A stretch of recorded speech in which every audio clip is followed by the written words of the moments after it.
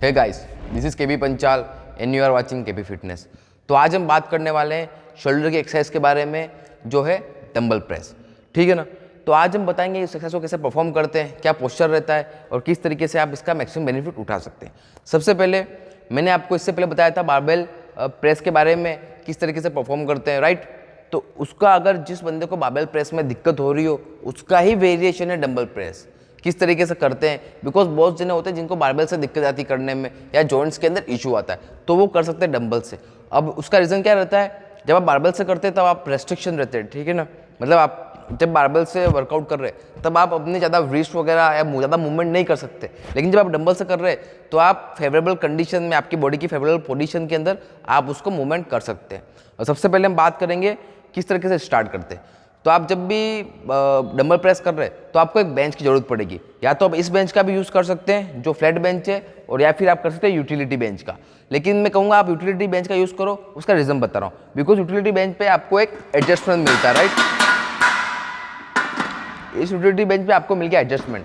अब जिसकी वजह से क्या होता है, जब आप नॉर्मल बेंच पे बैठे हो, राइट, और जब आप डंबल प्रेस कर रहे हो तो अब क्या होगा ना, जब आप प्रेस करोगे और बहुत हैवी वेट होगा और आपकी बैक में सपोर्ट नहीं होगा तो आप बैक ये या फिर पोजीशन चेंज या पोस्चर गड़बड़ी होने के चांसेस बढ़ जाते हैं। लेकिन जब आप यूटिलिटी बेंच का यूज़ कर रहे हो तो क्या होगा ना, ये देखिए, अब क्या है ना, आपके बैक को सपोर्ट मिल गया एक तरह से। तो किसी भी तरह से अगर आप चीट भी करना चाहो, पहली बात चीटिंग नहीं होगी और दूसरी बात आपका पोस्चर नहीं बिगड़ेगा। तो मतलब मैक्सिमम जो फटीग है वो आपके शोल्डर पे आएगा और एक्सरसाइज सही होने के चांसेस काफ़ी बढ़ जाएंगे। इसलिए अगर किसी के जिम में यूटिलिटी बेंच नहीं हो तो उस बेंच का यूज़ कर सकता है, लेकिन मेरा प्रेफरेंस है यूटिलिटी बेंच का ही यूज़ करें। तो आओ हम देखते हैं अब किस तरीके से इस एक्सरसाइज को परफॉर्म करते हैं। सबसे पहले आपने लेने हैं डंबल्स। अब मैं हमेशा कहता हूँ अगर आप ऐसे बिगिनर हो तो एक लाइट डंबल से शुरू करो, एक्सरसाइज का पोस्चर सीखो किस तरीके से परफॉर्म करते हैं, राइट। उसके बाद आप वेट बढ़ाइए। अब हम बात करते हैं सेटअप और पोस्चर की, किस तरह से सेटअप करना है, पोस्चर रखना है। तो हर समय मैं बोलता हूँ सबसे पहले आपको आपकी फुट पोजीशनिंग ध्यान में होनी चाहिए।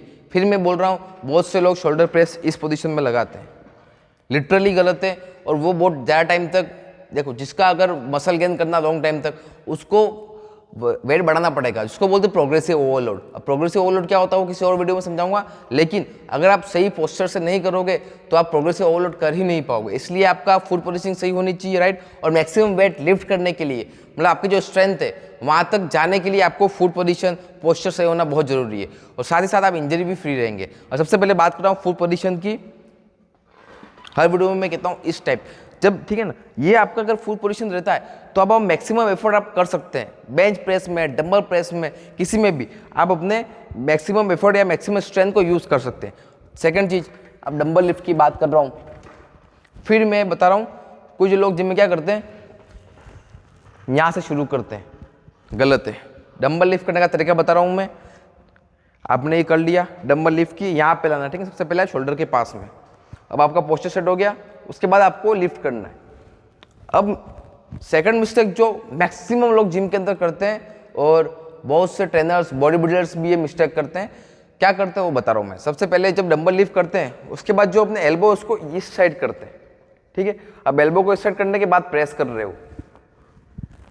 अब क्या हो रहा है ना, ये पोजीशन आपके शोल्डर के लिए ज़्यादा फेवरेबल नहीं है।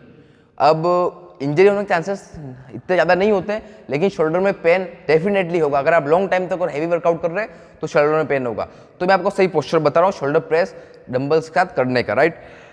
जैसे कि आपने लेग पोजीशन, फुट पोजीशन ले ली, चेस्ट अप रहा, ठीक है, शोल्डर रिट्रैक्ट किया आपने।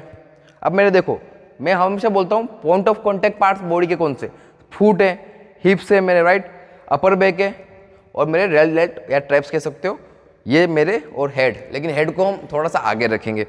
अब हमने डंबल लिफ्ट किए, सबसे पहले एल्बो को इन किया। अब आप करें, सबसे पहले आपको इनहेल करना है,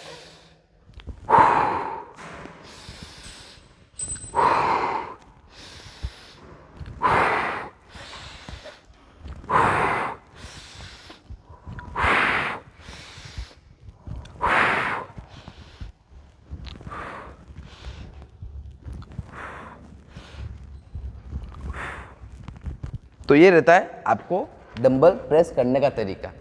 अब मैं मिस्टेक बता रहा हूँ, लोग मिस्टेक क्या करते हैं। एक चीज़ जो मैं देखता हूँ लोगों को, कि लोगों को लगता है कि ज़बरदस्ती कोई चीज़ करने से ज़्यादा बेनिफिट होगा। अब ज़बरदस्ती कह रहा हूँ उसका मतलब कि जब आप इजीली ये डंबल प्रेस कर पा रहे हैं आपका काम हो गया यहाँ पे। अब लोग क्या करते हैं, डंबल को टकराते पास में। अब इतना ज़्यादा ओवर स्ट्रेच करने की जरूरत नहीं, इससे भी शोल्डर के अंदर आपके इंजरी आ सकती है।